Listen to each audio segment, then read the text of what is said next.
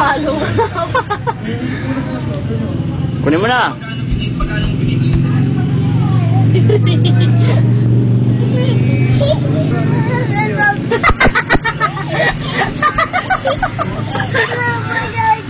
Lapitan mo.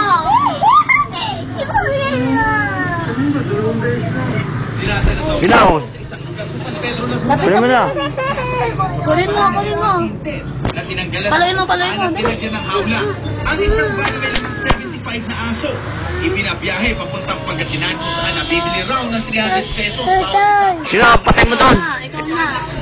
Ikaw na. Kunin mo. Halin mo ng supply. Oo, supply mo siya dali. Hindi ikaw yung... Ako sa inyong dalawa siya magkakala.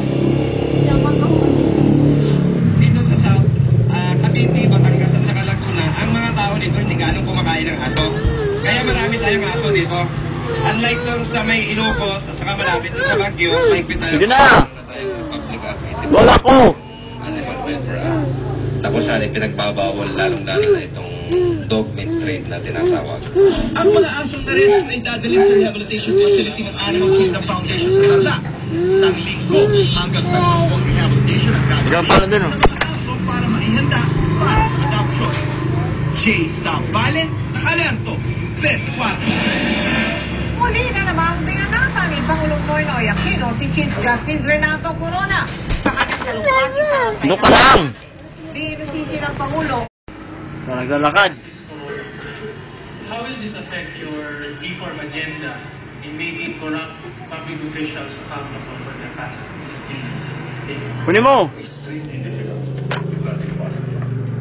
Ang tema ng forum ang nalalapit na 8th anniversary, pero halos umikot sa impeachment trial ni Corona ang speech ng Pangulo.